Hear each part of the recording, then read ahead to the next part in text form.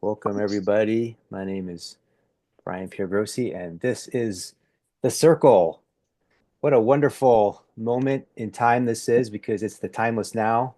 So grateful and appreciative to be with everybody here live with us, the Circle crew, and everybody listening online. Um, yeah, I was feeling like it's good to start out like kind of light, like kind of fun, playful. Um, like maybe just a little more humorous, not so like heavy right off the bat. Um, but it's just an idea. Not saying it's actually going to happen that way. So I don't really have anything to say that's like light or funny or playful. It's interesting because I feel like when I first, well, there was a lot of firsts, but when I was a point when I was young, kind of like around college age, I wanted to make comedies, make like like comedic movies, and I was quite into comedy. And I think like life is just not like innately very funny, you know. I don't even think you have to like try to be funny. You just if you just kind of observe it, it's just I think God has like a really incredible sense of humor and does all kinds of things to surprise us and just when we think it's going to go this way, it goes that way. And I think so much of humor is based in surprise, unexpected things that um, make us laugh and not take it all so seriously. So I think we can integrate more of that into the space, bring more perspective to the space. Patreon to support monthly, patreon.com/thebigglow, TheBigglow.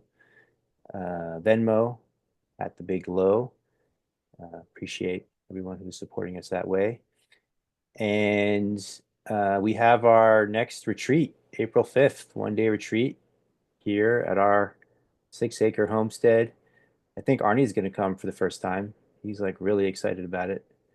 And Jacob was here last time, and Jeff was here last time, and Robin was here last time, and Annie, Joa, and a bunch of people that aren't here live. Will was here, Ryan and Kisney, Jackie, Lisa, and Marissa might even drive up from Florida. Who knows? She likes to drive, so could happen. I got the 3 day retreat uh, locked in with Christ Mountain Retreat Center for September 5th to September 7th.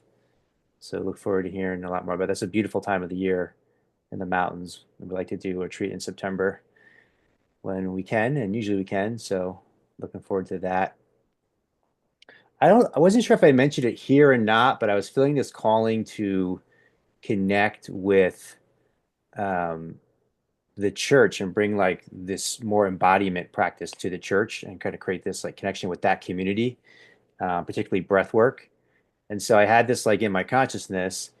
And then this place, Generational Grounds in Fletcher, North Carolina, who we're friends with some of the organizers there, contacted us about doing a breath work there. So that's going to happen on April 26th. So I'm pretty excited about that and what's going to happen there. And um, so be hearing more about that. And there's going to be live music as well. Brittany, who's the organizer, she'll be sharing live music during that breath work. And we're working on a breath work, probably like a 1 day retreat or extended breath work in Charleston, South Carolina as well. I have the personal coaching happening, couples coaching. The men's mastermind is awesome. That's on Wednesday nights. Some of the guys in here. I think those are the main things. There's a couple things, other things. I think a project Annie has that she's working on. She'll tell you more about that next week, I believe. And yeah, I feel like what's been happening here is it's not so much about the I want to say the content as the context. So it's not so much about the knowledge, or you're getting more knowledge, or you're it's not so much about the information as it is the presence in the communication. I feel like that's kind of what we're exploring, what we've been like looking at, what we've been kind of diving into.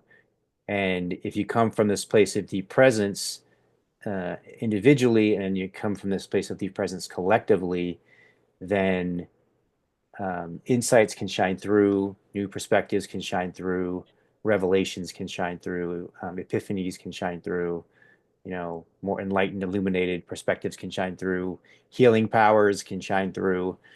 It's like this realization that it's all here and it's all now. If I would say anything, I did write a book called The Wow of the Now, right? So if I would say anything that is my big realization, it's that.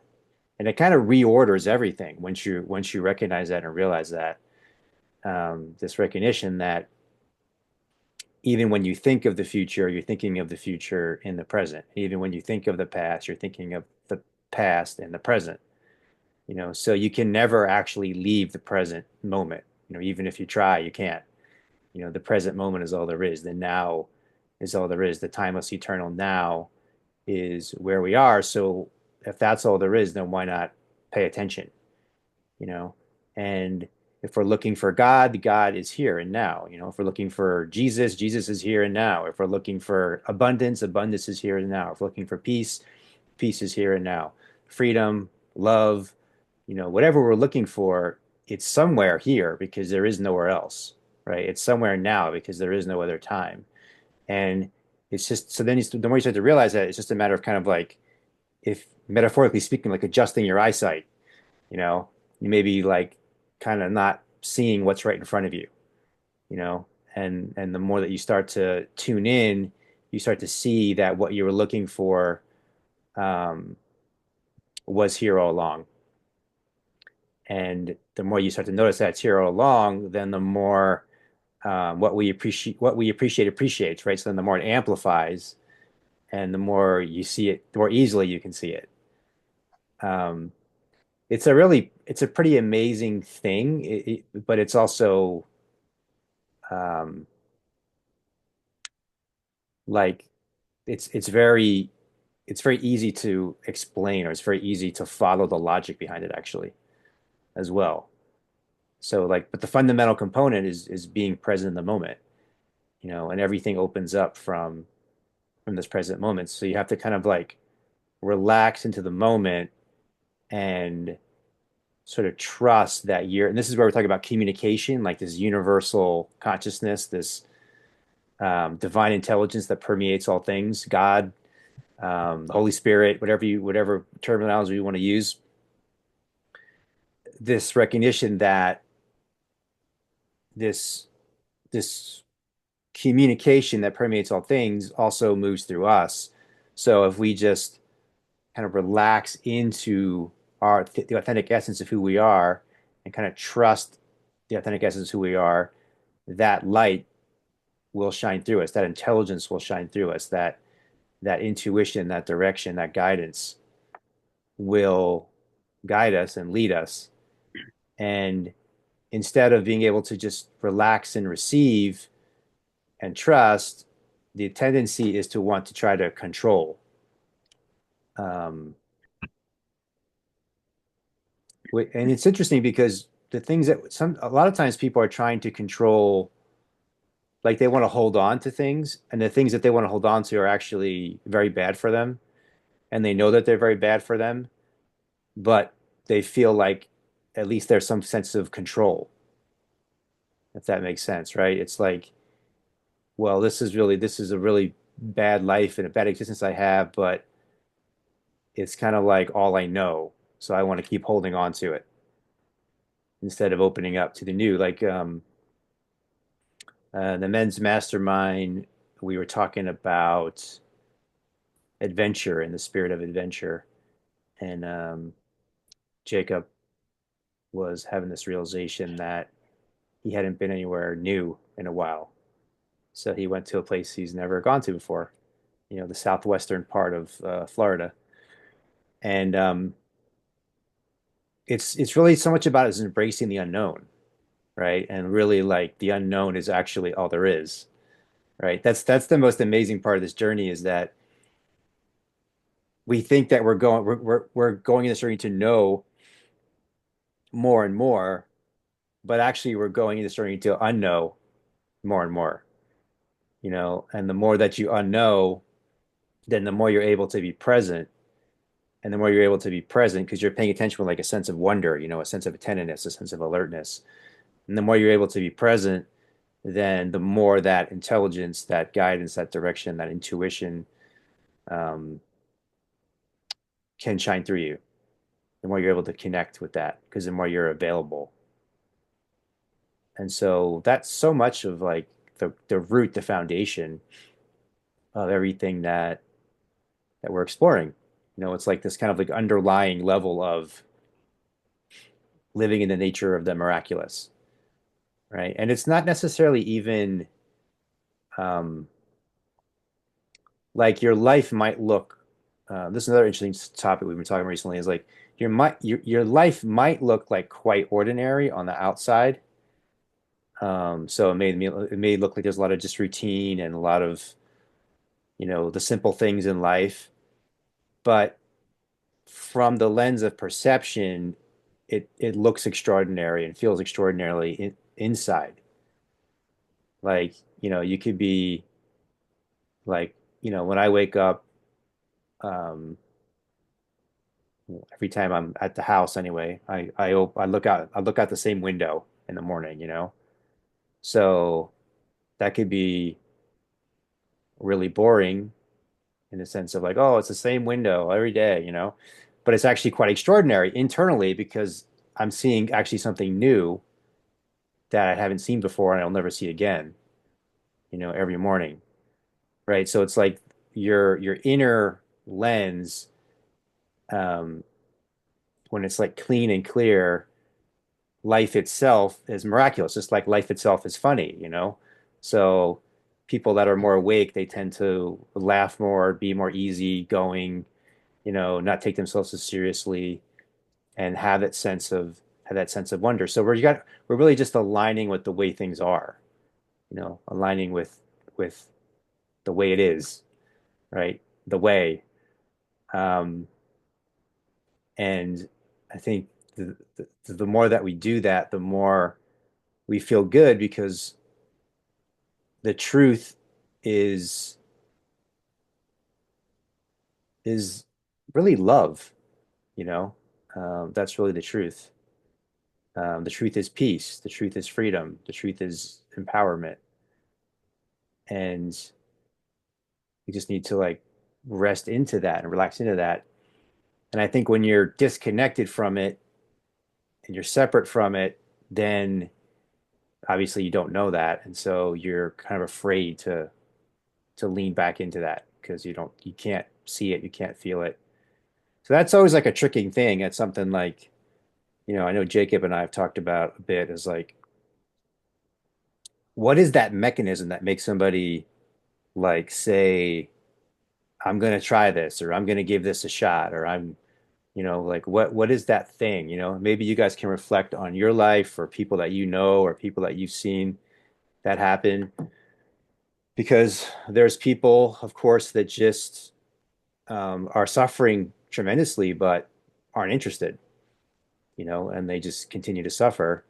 And then, somebody else is like, I don't want to suffer anymore. I want to change, and I think it's possible for me. So like why does one person think that it's like possible and another person not think it's possible?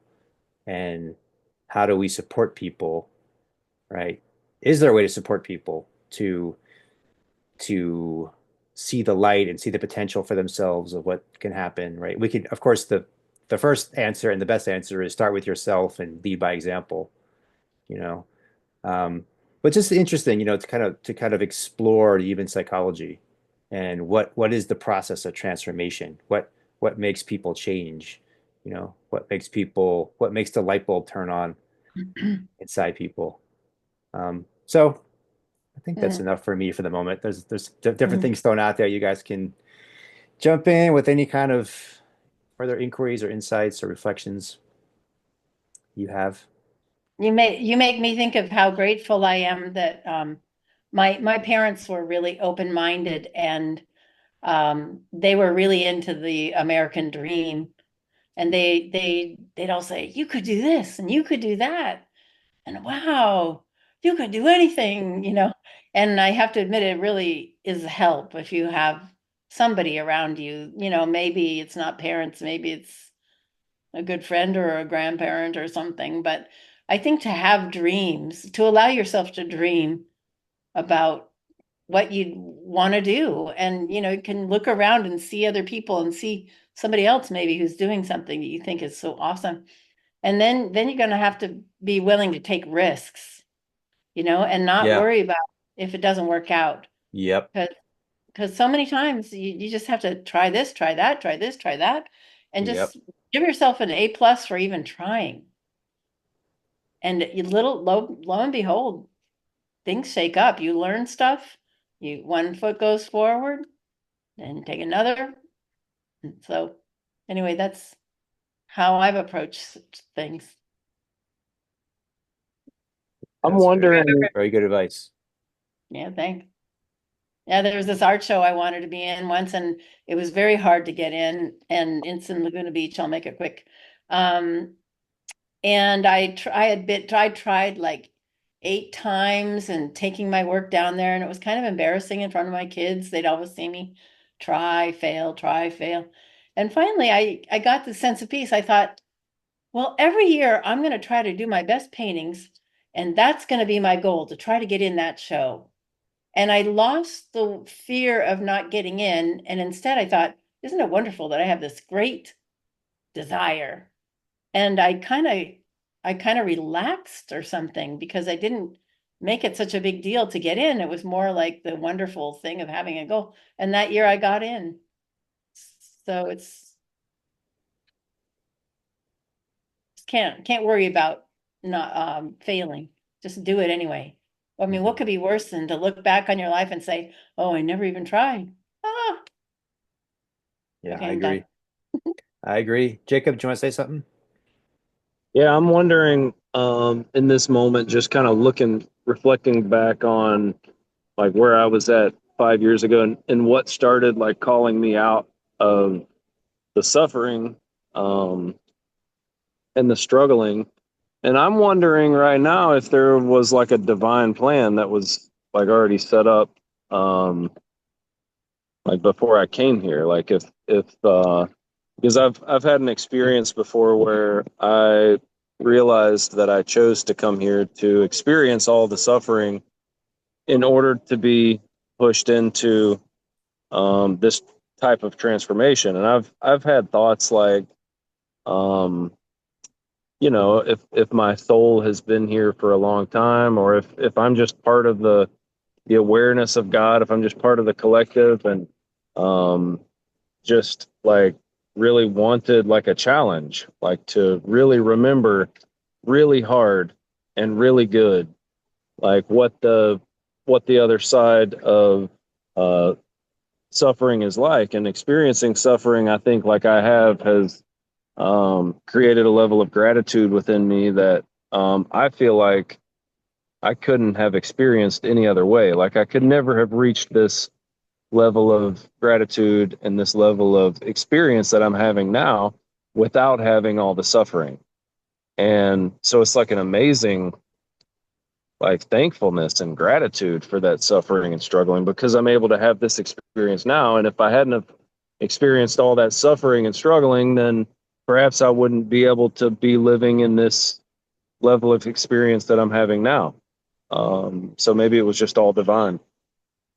Well, also, I think that you're super grateful. And I think that you're super grateful because you've really experienced the contrast of what, Yeah, hell can really be like, right. you know, where I don't usually use this term, but I'll use it in this case. Like somebody who's, lived a pretty privileged life, they don't know the contrast. So it's harder for them to be grateful, because they don't know what the other experience is like. Right. So what do you think about the like divinity of it all? Like, do you like could it? Well, I yeah. guess So not. No. the thing about that is if it's just divinely ordained, like, 'cause then it kind of sounds like predetermination, you know? So then what's the point of trying to help somebody if it's then there wouldn't be really any point to me because either they're already designed to change or they're not. You see what I Uh, mean? yeah, I see. Yeah. But maybe you knew what that you were going to come into this experience, and maybe your soul wanted to to get somewhere, and so it just got set up like Yeah, this. maybe some folks are not ready. Maybe some folks aren't ready to. Well, they're not. They're Yeah, definitely not. But the thing is like when you were in the darkness, you didn't know that. Like now you look back and you're like, oh, it was all set up and I need to experience this. And that's coming from a person that's like, has the wider lens view and is like awake now, right? yeah, yeah. So, I couldn't have seen it then. Right. right, right. So somebody who's in the darkness, um, they can't see that. So maybe someone else like, you know, shares their story or shares, that perspective, helps them to see it that like, I think that's helpful, right? Is like um somebody somebody who seems like they've been on a similar path that you on, maybe they're a little bit older, you know, and they say like, I've been where you are and it's gonna get better. Just Yeah. that, can make a big difference Right. in somebody's life. Yeah. That's what I'm here to do. Yeah, Talk about doing more of it. Mhm. yeah, yeah, Yeah, I was going to say that, the thing that has made me so happy is that I saw such misery in my life at one time. I mean, I was suicidal for 5 years. And and yeah, when you know that kind of darkness, then when you come out of it, it's like, wow, oh my gosh, I'm still alive. I'm so glad. yeah, yeah. Yeah, and then there's another thing where it's like somebody can see a glimpse of something, but then actually being able to, make lifestyle changes, like change patterns in your life and you know, create the habits that of this new person that they're becoming. It's an interesting paradox because it's like, and I think both of these are actually necessary, right? So it's like you really need to love yourself exactly as you are and also realize you could be so much more. You got Yeah. to hold like both of those truths at the same time. Yeah, and it's key.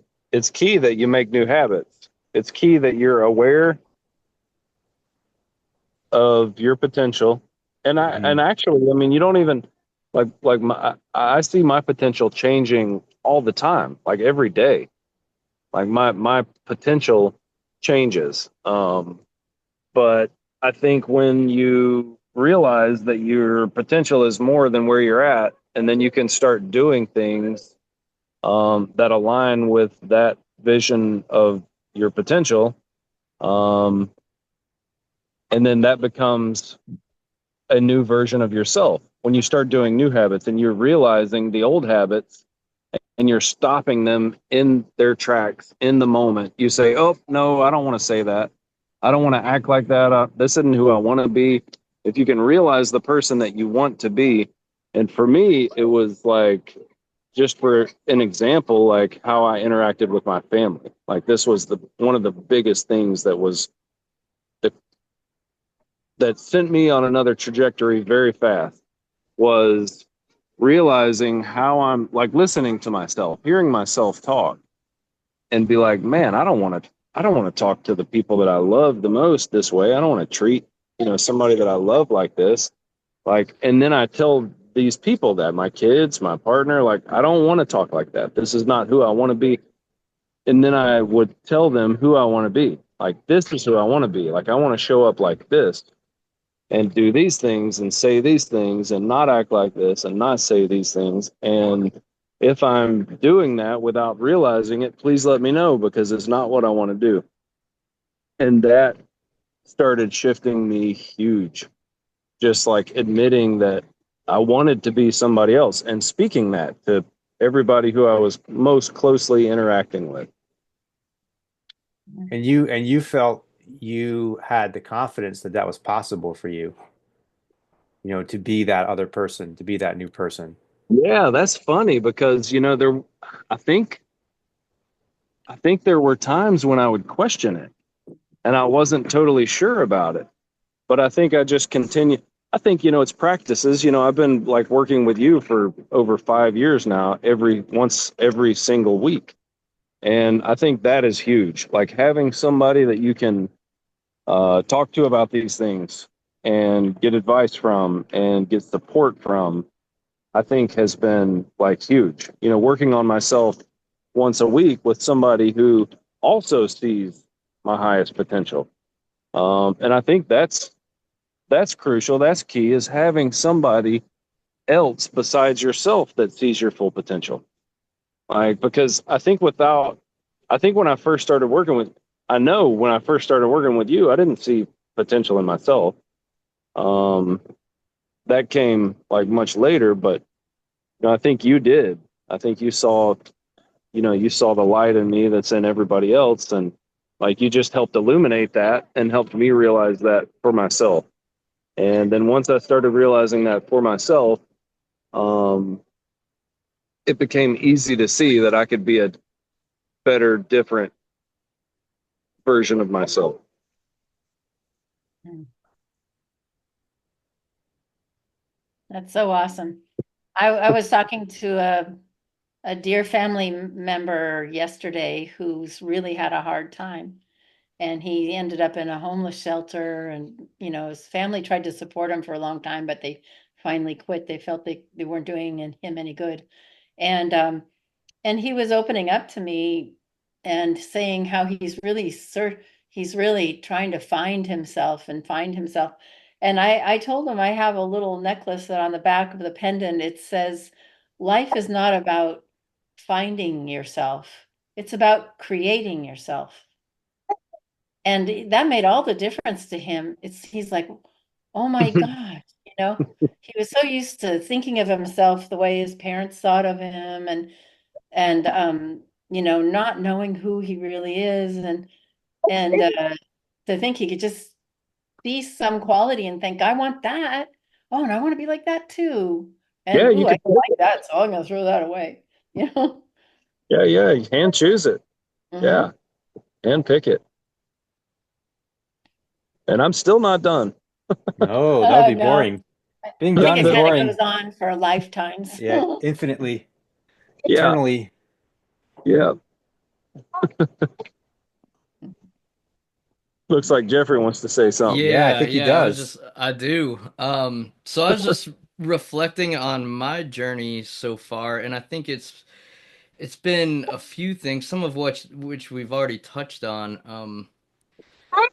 But so I was suffering pretty bad in an alcohol addiction. I got out of that myself, but just through like brute force, and I think I was doing everything I could to stay away from that, but things really didn't start to shift until I met you, Brian, and had a very powerful breathwork session. Like I was sober at the time, but it was still not like a full mental shift, if that makes sense. And just through that breathwork session, it was so powerful. I was just, like left with like a sense of wonder, like what was that, and then that kind of set me down this path of searching what is that, and then through that, I came into the community with the mastermind, so I had a lot of men to talk to. So I think that's what I'm getting at. One thing is community is huge. I think down this path. I mean, I have the mastermind. I work with you, Brian. I also talk to Jacob. I mean, 2 or 3 times a week. we're on the phone just talking about stuff, which has been a huge help. And so as I continue to grow, it's those things that keep me on track and keep me searching, as well as like my own inner desires, but definitely having other people to talk to and communicate with. Yeah.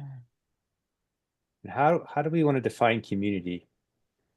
What makes a community? I think I got this from you, but I resonate with it. Like-hearted individuals. Lighthearted, yeah. Yeah. As opposed to like-minded. As opposed to like-minded, yeah.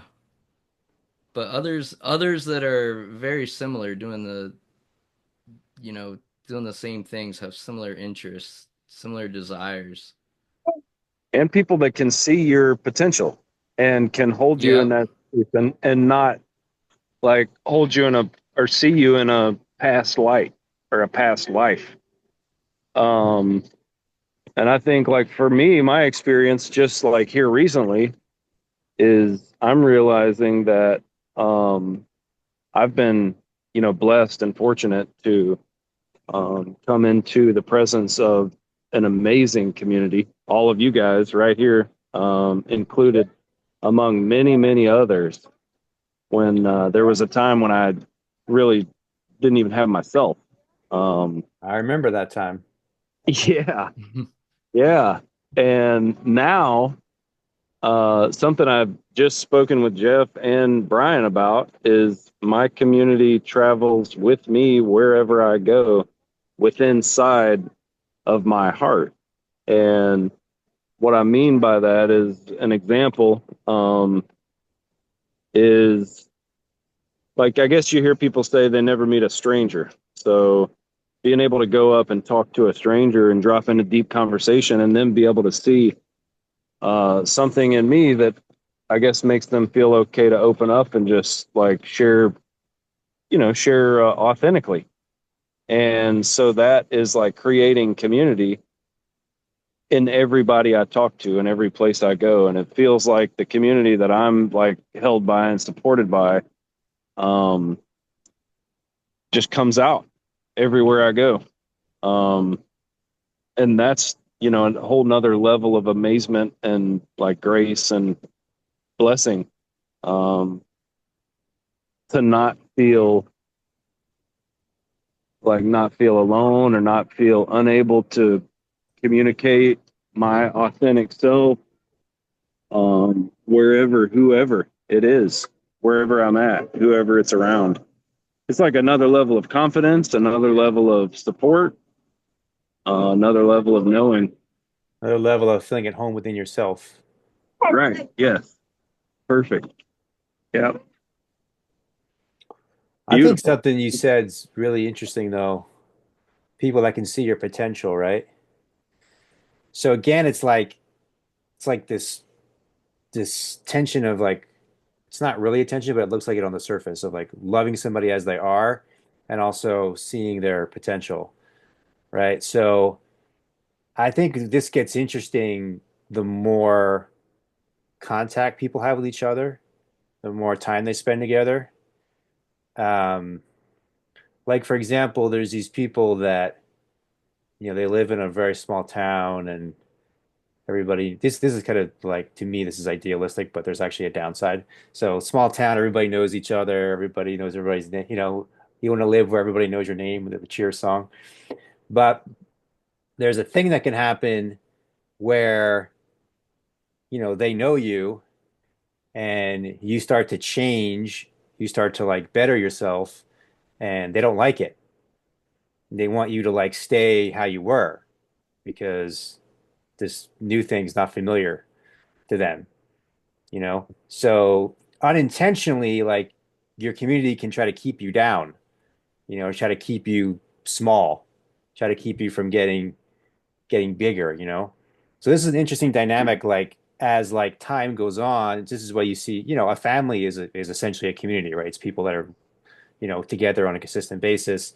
So you see this within families, you see this within, maybe like, church, or you see this within whatever, school, anything, like anything where people are together on a consistent basis.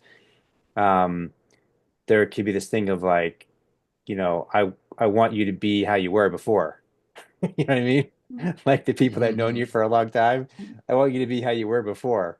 So, but then you can have people that, they want you to be something else, but they don't even know you. They don't even see you. They don't even like know what you want inside yourself, and they don't even know who you are, so you don't feel any connection to those kind of people. So it's like this sense of like feeling like you're seen as you are, but also people welcome you stepping into your potential, guided from within, right? They're not trying to force something on you or control you in some way, but they're just excited for you, like continue to step into your potential, right? And it doesn't feel like it's threatening in some way. It feels like it's exciting.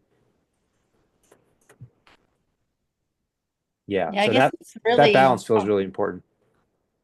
I guess it's especially hard for people who are addicted and they've formed friends that they get high with. It's real hard for them to let go of the addiction because it's not only the addiction that they have to Yep. let go of, it's all their friend. I mean, Yep. yeah, I really haven't had that problem where the people around me want me to be any certain thing, but I sure see Are it you in, sure in your whole life? oh, I don't think so. Oh, okay. Yeah, they're always like, great, Robin. Woohoo. Mm, I'm lucky. I guess I'm lucky that my family's pretty, they're like, that's really cool. Does it make you happy? Good. Go for it. hmm. But I see certain people I know really struggling with getting free, and especially when they rely on each other for a home where they're staying and all that. It's just, oh yeah, and to make all new friends that don't use it all, it's quite a big bridge to cross. When you were the people that you were friends with when you said you were suicidal for 5 years, right? The Yeah. people that you were friends with at that time, are you still friends with them, close friends with them Um, now? it was, I think one of the things that happened at that time was that I had several of them, I only had a few small good friends, Hmm. and the two major ones moved away. Hmm. And so I was a mom, but I was in the home with my ex-husband a lot. Like Yeah. we worked together, and I started only seeing myself the way he saw me. Yeah. And it was, oh my God. Yeah, I would just, and but I did have two girls that were willing to get together with me, even though I was so deathly depressed. I really felt like nobody should touch me with a 10-foot pole, just as this black hole person. But I Yep. had a couple of girlfriends that were like, oh no, Robin, come on over. And oh my God, I really, really am thankful for those people. Yeah, I just think that when you're in like let's just call it generally speaking like a low vibration, and then you start moving into these higher levels of vibration, a lot of times those low vibration friends don't stick around for the high vibration. Sometimes some people might, but you do have to be willing to just recognize that that might have just been a chapter in time, you know, and you have to be open to a new chapter. So that could be like, yeah, that could be something like drug use, but it could just be something like I'm really addicted to negative thoughts, and now I'm not anymore. And my old friends are really into negative thoughts, so we don't have as much in common now as we used to. Thinking That could about it, be. I do have one problem. One of probably my best friend lives a very humble life. And she feels like it's very mundane. Um, um, and I do have to admit that when I have certain successes or great things happen or some money comes in, Hmm. I almost feel guilty sharing it with her because Yeah. she admits she gets jealous easily, and Yeah. yeah, that is tough. Sometimes I just don't even say certain things, but she tries really hard to just go, "Oh, great, Robin," but I don't know, inside I wonder. Hmm.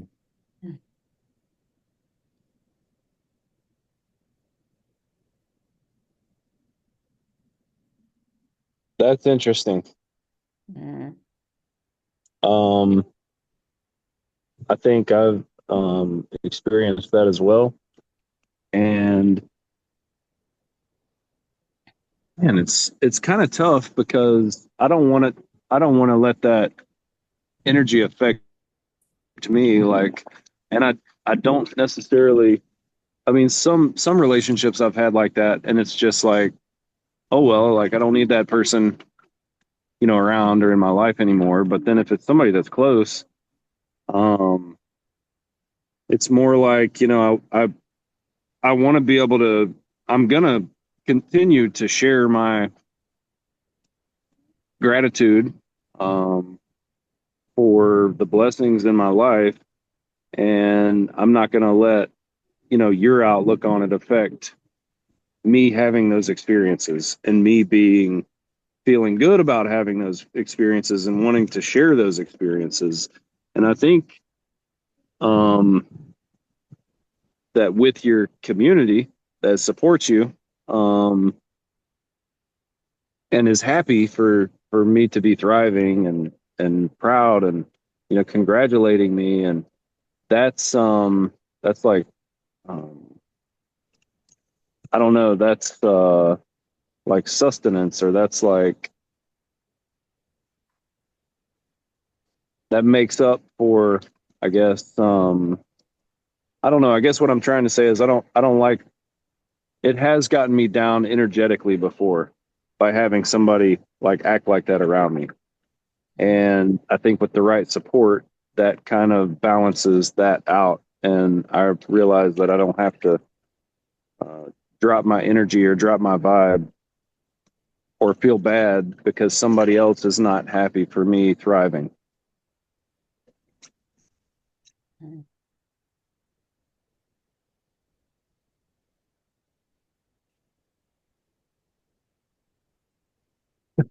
I kind of want to call on Arnie and make him talk. You guys think I Do it, should do Arnie. it? It's a small, intimate group.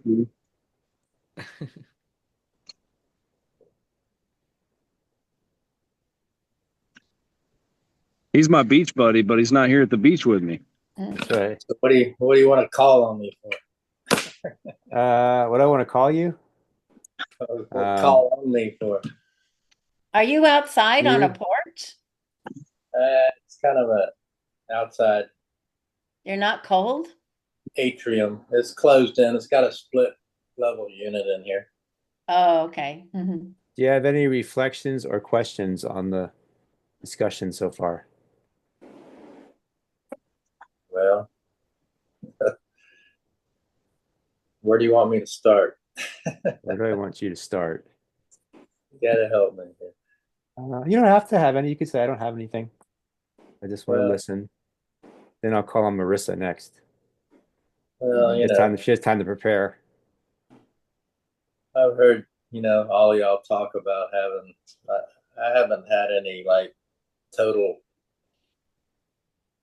dramatic on the, like I met Jacob when he wasn't Jacob of now, and I can see a major difference. And Hmm. I didn't really know Jeff, but I kind of come through a long, kind of chronic, kind of long childhood and chronic battle with stuff. And I think there's hope that I can change. And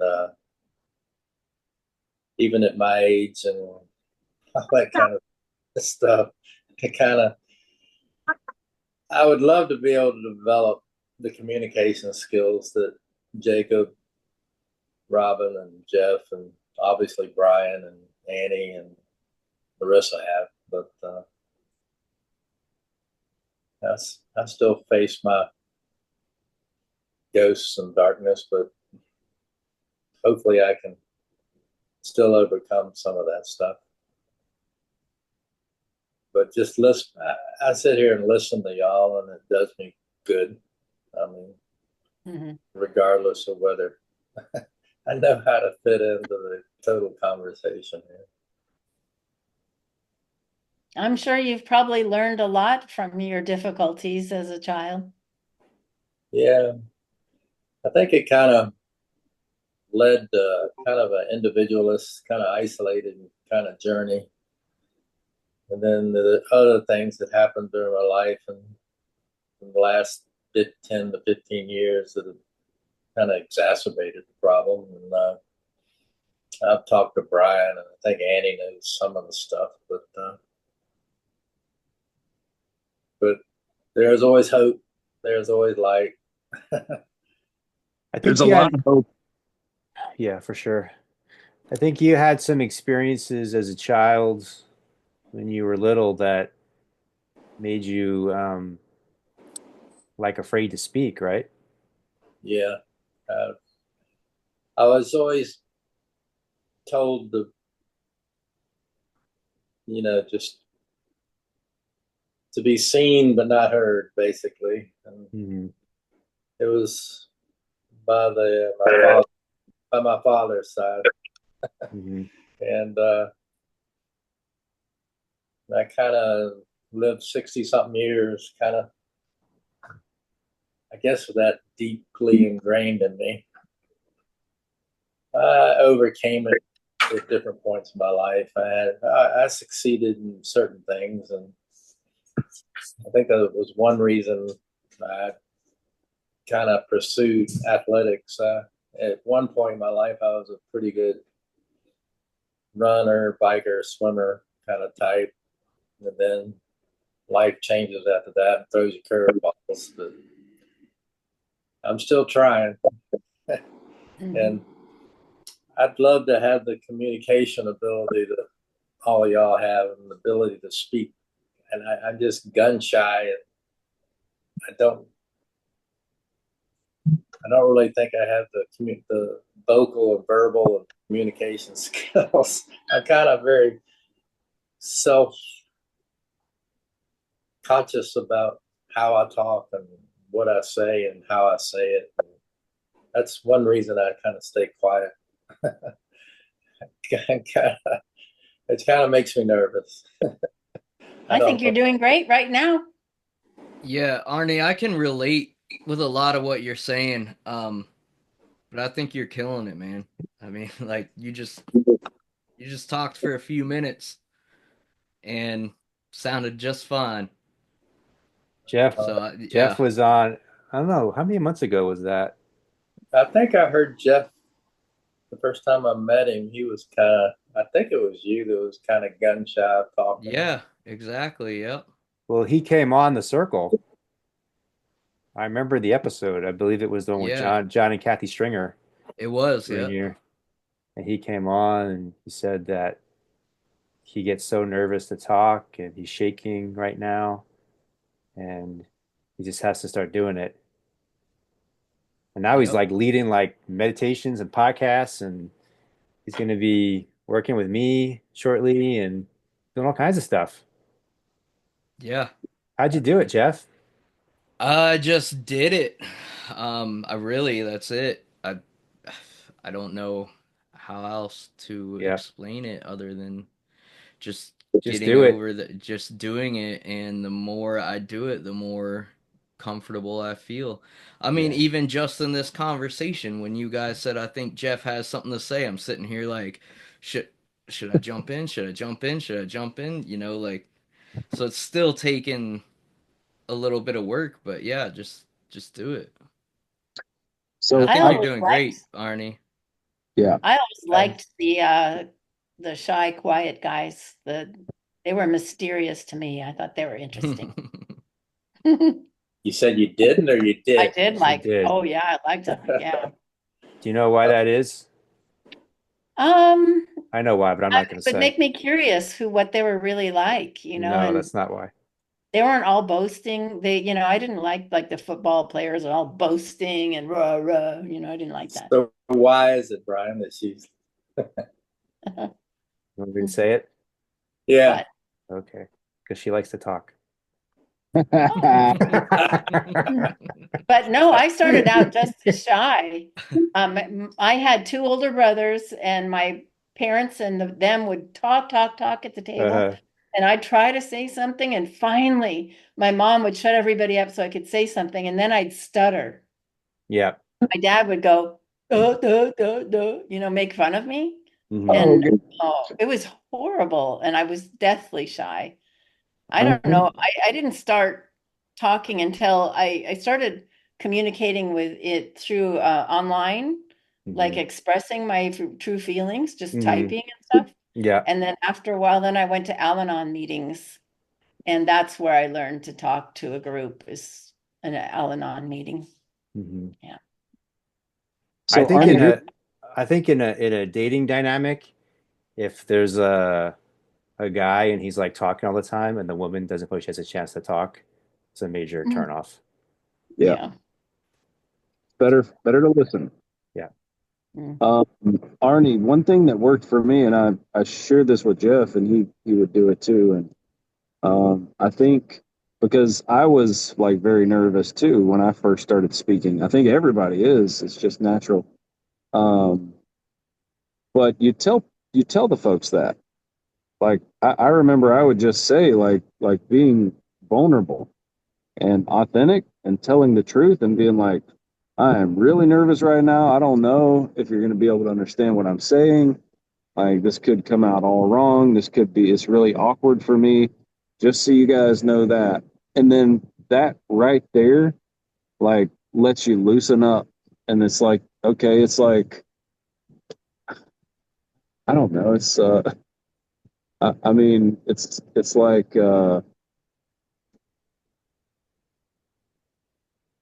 it's It helps you to connect. I think the biggest thing is you connect with your feelings inside yourself, and that's really important. So it's like you're in saying that you're nervous, you recognize that you're nervous. So you're actually allowed to like be with yourself more deeply and relax more deeply. Everybody else now knows it too, so they're going to be more, more what's the word, like understanding, right? Or empathic. And yeah, I think that's great advice. yeah, it's a good way to be able to open up. Mhm. It's like then you've shared, then Yeah. you've been seen naked. It's always good to track what you're feeling and communicate it. I mean, it's really never a bad thing. Right. Maybe certain sorts of situations, but generally, like, to just share, I'm nervous, I'm excited, I'm upset, whatever it is, and just connect to it. And then you're taking ownership of it, so you're not projecting it outward, So yeah, I think it's good communication to start off connecting what you're feeling. That's a lot of times, like a lot of these guys know, that's a lot of times the way I'll start a group is just having everybody share what they're feeling in the moment. So everybody can connect to what's happening inside themselves. So everybody else knows what everybody else is feeling. And then, we're all kind of connected to like what's the emotional tone that's present in the moment. Not even emotional, but physical too. How are you feeling physically? And I think all that helps you to be more intimate with yourself and then be more intimate and authentic and vulnerable with, in communication with another.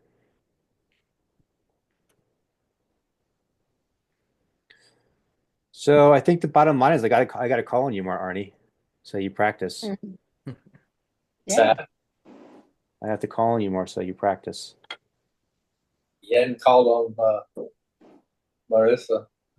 No, I will. No, but I think the key thing is um as far as like being well spoken is being relaxed, right? So Yes. so that's a deeper exploration, but the more that you can feel relaxed, then the more you're going to be able to just, it'll just flow through you, whatever's there. So it's kind of like Jeff said, like the more that you just do it, the more you're going to feel relaxed because the more you get used to it.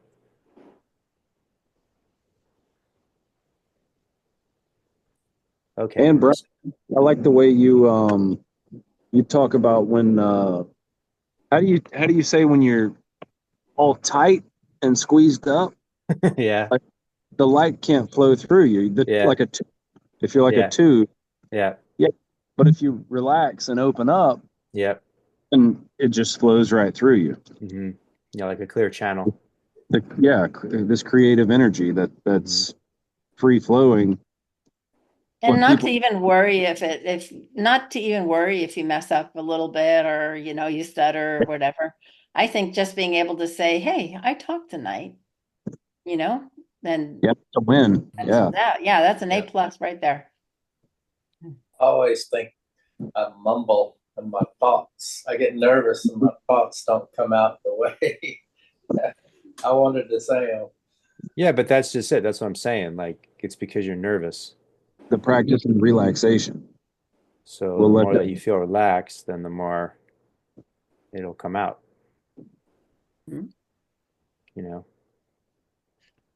Marissa does look really relaxed. So quiet. So Arnie, I do want to say I can 100% relate to you, which is why I haven't spoken yet. I tend to be very self-conscious of how I say things and the words that I use, and if it even makes sense to other people. So that I've been in the past known to be more of an avoidant and run away from my problems. So like to not even join calls because if I knew that somebody might be able to call on me, I just wouldn't show up. So, first of all, I give you credit for coming on here and sharing that because I've also found that by sharing my nerves openly, it helps me feel more relaxed, where I can almost collect my thoughts better to be able to speak more clearly. So, I'm I'm in that process and journey with you. Um, so You got a lot more time. with that, You got a lot more time to correct it. I think he's just saying he's a lot wiser. that's right. Okay. Or wisdom. I was just self-deprecating humor there. Just being funny. But with Maybe me waiting to speak, I did notice myself from the beginning of the call, like my heart racing to like listening and then creating it almost like gathered together what it is that I did want to share. So I think it actually worked out for me. But one thing I did want to reflect on with what everybody's talking about is I wanted to share like where I started thinking about when all of this started happening for me, like when these major shifts and transformations started happening and the very beginning of it all, like I can't actually describe in words. I can't even say to this day I know exactly what happened to make my life shift from hell to anything other than hell. So heaven, if you can, I guess. Hell to not hell. Hell to not hell, right? So I think about that, and it's almost like what came was like it's like this divine. The best way I can word it is it was God's work, right? And Yep. and divine because I can't explain it. I could say, oh, it's an act of surrender, it's an act of, I just knew that I was one way.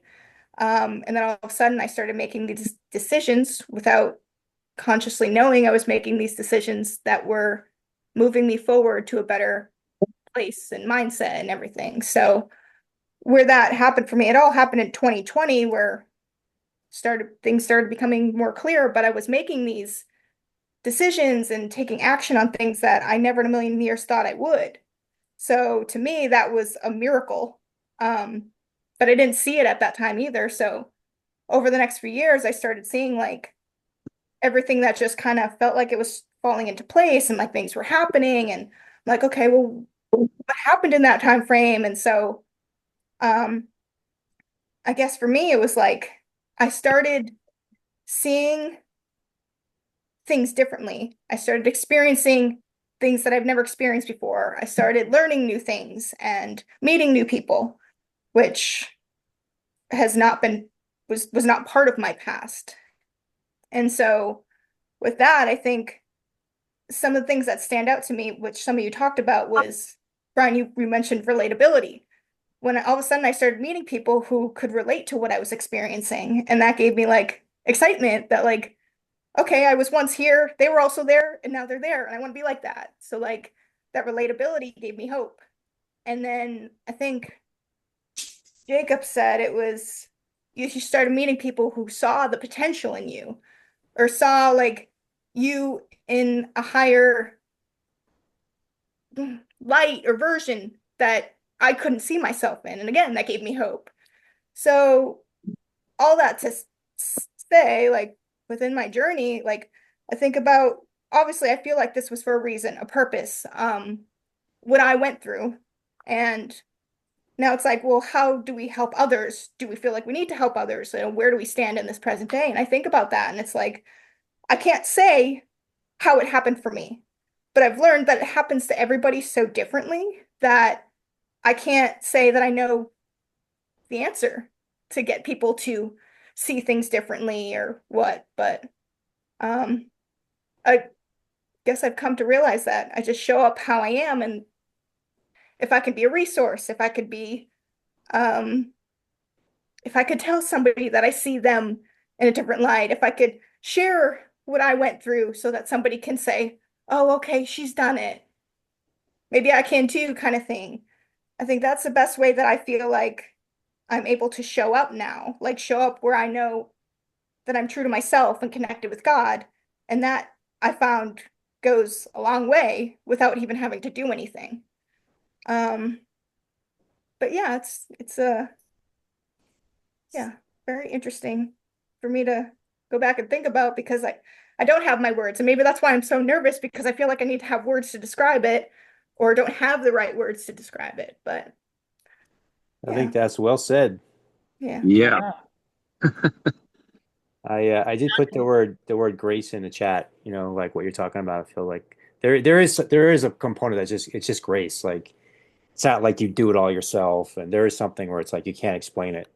You just get blessed with that initial spark feels like it's grace, you know, and then it's like there is something where it's like you need to do the work after that of like, changing your lifestyle and changing your habits and, trying to go to places to meet with new kinds of people and making new connections and, you know, um,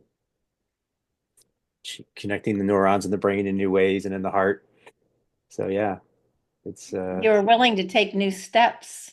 yeah, I remember reading something way back when, they said, this person suggested, go to a grocery store you've never gone to, nice. do some, just Yeah, little things, instead of just doing the same pattern, go somewhere and join in with something that you've never done before.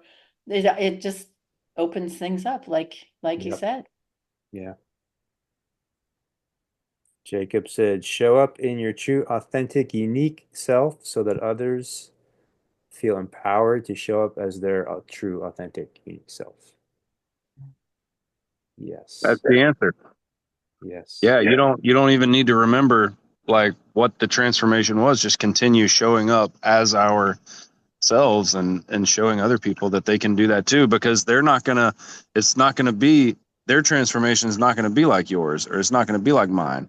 Their potential is not gonna be like mine. Their potential is gonna be their very own. Their true authentic self is uniquely individual. And they need to find that. You can't tell them something and have them find it. That's one thing I've noticed working with Brian. Like he could have told me so many things and so many times, like, well, you could do this or you could do that. And he did give me some guidance sometimes, but most of the time, like he would just ask me some questions and then it would like come to me like I was allowed to find myself.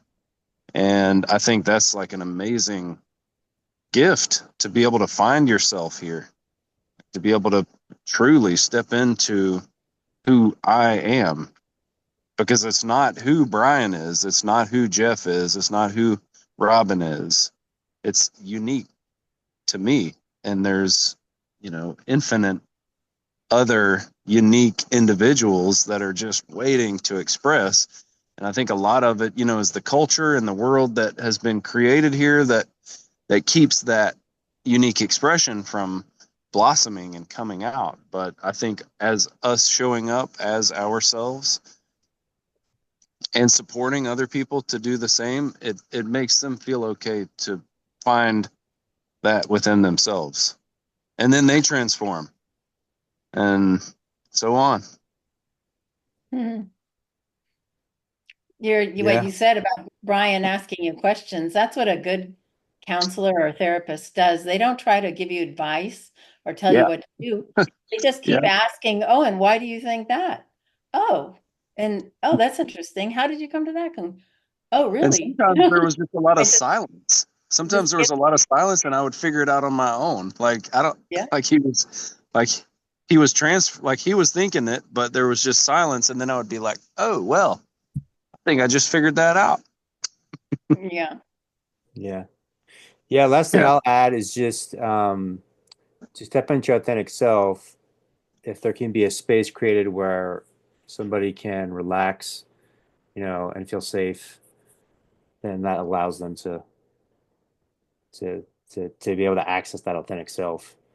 And yeah, and so many spaces in our society, in our culture, people are in, they just feel stressed and anxious, so they can't access anything deeper, or they feel like they're guarded or they're in some kind of a, Mm. battle of some kind. So I think creating the space where people can just relax and feel safe, and they're welcome to just be authentic. It's very healing. I've seen you relax, Brian. I think Good. you're a lot calmer. Yeah, I think you're so much calmer than when I first met you. I didn't mind that you were a little nervous, like I was probably too, but Mhm. no, you're a cool cucumber Arnie now. thinks Wow. that's really funny. He's back there laughing. He hardly ever cracks now. He's amazing.